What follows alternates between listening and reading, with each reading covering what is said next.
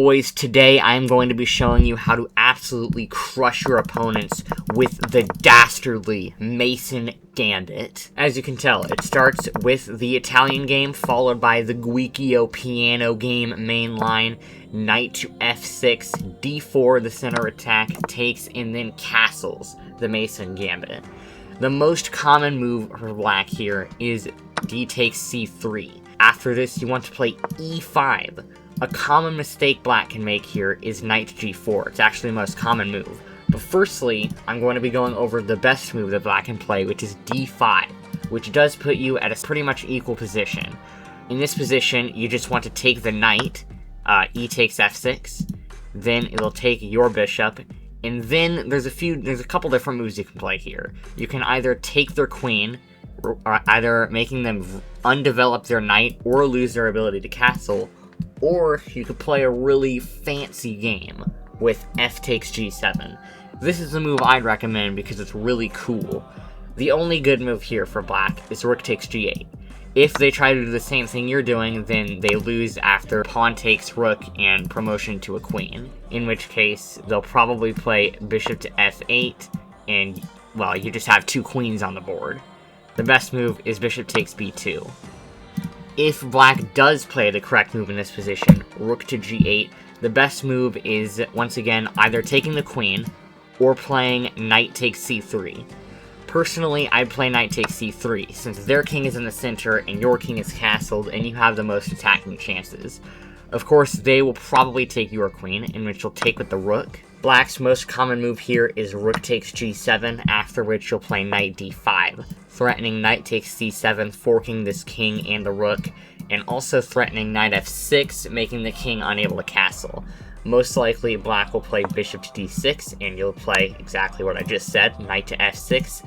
If the king were to go to f8 at any point, you can pin the rook to the king, winning an exchange. The most common move is king to e7, in which you'll give a check again. If the king wants to chase your knight with something like king e6, then you can play bishop to h6, and attacking the rook. Most of the time, though, this king will journey on over to e8. In this position, you can play knight to d2, trying to attack this pawn. A pawn that eventually you most likely will win. Even after a move like knight to e5 defending this pawn, you actually have knight to e4, bringing this knight closer to the action in the game. This is a bit of a tricky situation for black, as the most natural response, bishop to f5, putting pressure on this knight, is actually not great after knight takes d6, takes, and then knight c7 check, forking the king and the rook. The engine isn't all too convinced about this, but realistically you will be winning most of these games. If instead black tries to play king to d8 defending the pawn, we actually have bishop g5 check. The best move is to just sacrifice the exchange. If black instead goes back, there's the same pattern with taking the bishop and then forking. So if they go to d7 instead, then we have bishop to f6, which is really bad. The reason why bishop to f6 is so bad is because not only is it attacking the rook, it's also attacking this knight. The knight is practically free here, because let's say they go back to g8, after takes, we can play something like knight f6, which not only forks the king and the rook, but also double attacks it. The best move here is rook to g6, and in this position, the best move is actually taking the bishop first. After c takes, we have bishop takes e5. It's the same principle. This is free because after they take, you have knight to b6 check, forking this, and this.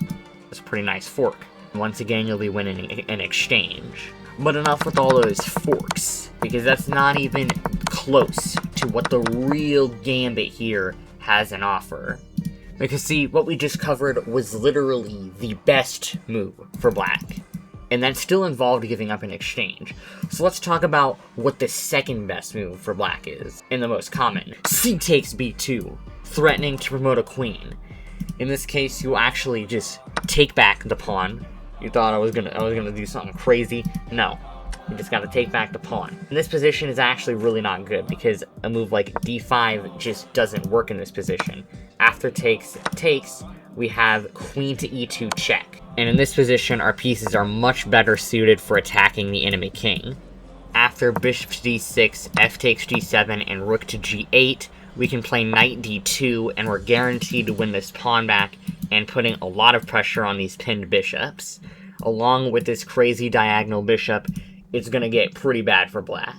Back in this position, the most common move for black is knight to g4, and a very common theme in this gambit is that we are going to sacrifice this bishop on f7, as after king takes, we have the move queen to d5 check, forking the bishop and the king. We're going to be winning a pawn, exposing the king, and we have even piece material. After the king moves back to e8 and you take the bishop, the most common move in this position for black is queen to e7, offering the trade. You definitely don't want to take it. In fact, the best move is going all the way back to c1. This forms a small battery on the bishop to maybe hit the a3 square, which in some positions could skewer the queen and the rook, and also gears up to reroute the queen over to this side of the board. After the most common move, rook to f8, we have bishop a3, as I said, skewering this. If d6 is played, then we open up the e-file for the rook to come in and skewer the queen to the king. The only other move is knight to b4, protected by the queen, in which place we can play knight b2, and this is a terrible position for black. The queen and the king are lined up on the e-file, the king is super exposed, the c7 pawn is hanging, and eventually you'll most likely play rook b1 and just take this knight for free. Black also has pretty much no development here, since it's very difficult to move this bishop without being able to move the d-pawn, as if they do at any point, they'll be taken by the e-pawn, allowing us to play rook to e1. Back in this position, the next most common move for black is d6, in which case, take and then play rook to e1 check. If they move the king to d7 or to f8, then you'll move the queen back to c4. This has all kinds of threats to the f7 square, including moving this knight over there, and also just checkmating. It's also threatening this knight, which is no longer defended by the bishop, and the g7 pawn is hanging. If the king moves to s7 here, it's actually a little bit more tricky, but you have queen to h5 check. And fun fact, if king g8 is played, which is actually pretty common in this position, you have a mate in 2 after rook e8 check, takes, and then checkmate. If the knight is used to block this check, then you have queen to g5, putting pressure on this knight, which is pinned, and the b2 pawn, which is also being attacked by the bishop. After the recapture of this pawn in this position, the next most common move for black is knight to e4, which is even worse than the previous knight to g4, as queen d5 immediately both threatens this checkmate, this bishop, and this knight. No matter what black does, they will lose a piece on the next turn. Knight h5, which is the best move, results in a similar position to before, except in this case, black's knight is a little bit less terribly positioned, so it's not quite as bad for them. It is still +2 for white in this position, though, as you just have much more active pieces. Back in this position, it will yield similar results, as if the most common knight g4 is played, you can sack the bishop, but instead of playing queen d5, you can play the slightly better knight to g5, winning this knight instead of the bishop, which is better for you. You'll also likely win back this pawn before they take on b2, meaning it will be even material, and you have, black's king in this position, which is pretty bad for them. There's also knight to e4 here, which, once again, we have queen d5 threatening this, and checkmate. You can do the exact same thing if knight to h5 if it's played in this position, and if the very rare and interesting knight g8 is played, queen b3 is actually the best move, followed by a recapture of this pawn on c3. The reason why it's rated so highly is because you still have so much pressure here. You have a bishop g5 or knight g5 coming soon. You can also play queen d5 in this position, but it will be slightly less good for you. If in this position d6 is played, then it pretty much just transposes into a main line, a la bordina variation, I believe is what it's called. In which case you can play d5, takes, and knight to c3, and you'll be dominating the center completely. But we're not here to talk about mainline theory, we're here to talk about gambits. And the question is, what do you do if they play the top engine move, knight to e4? Well, firstly, report them for cheating. Just kidding, don't do that. Well, the best move here is c takes d4, and if they find the move d5, it's takes, queen to e2, and you can congratulate them for actually equalizing this gambit. Although, you'll face this very, very rarely, unless you're already like 2100 elo. Luckily though, unlike other Gambits, this is only minus 0.2, so you're pretty much in an equal position and still have a lot of winning chances. Especially since your opponent's king is still in the middle of the board, it will be most likely that they make a mistake at some point. The much more common move for black in this position is bishop to b6, in which case you'll play d5, after knight e7 we have queen to e2 once again, and after knight to f6 there's d6.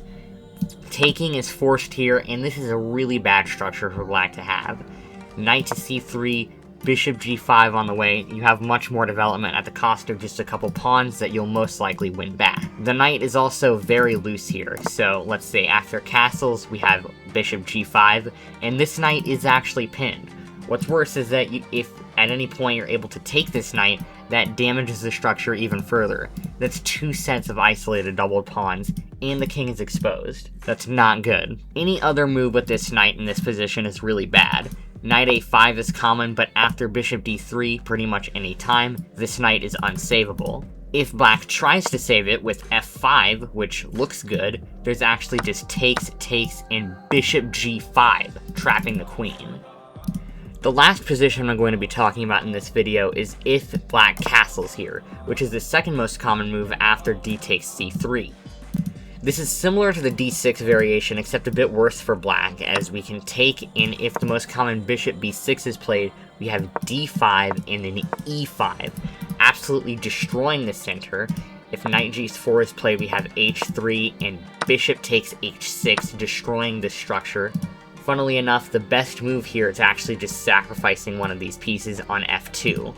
And if you're wondering, even though the material is equal after this, you should never trade a bishop and a knight for a pawn and a rook. It's just not good, especially if the center looks like this. If knight to e4 is played, then it's pretty much the same thing, black has to sacrifice. The best move for black in this position is bishop to e7, in which case both d5 and e5 are good moves, and you'll most likely get both of them, and probably a similar situation to what we saw before, where you can either do this, or a sacrifice isn't even possible here since the bishop isn't on this diagonal. So in some positions this might be even better for you. But that is pretty much it for the theory in this awesome Mason Gambit. Boys, make sure to smash the subscribe button and like for more epic content. Oh yeah! Oh, by the way, guys, here's some secret information. If in this position, after knight to g5 check, black plays king to g8, you gotta mate in 2. After queen to d5, king f8, and chickadee checkmate. Yeah.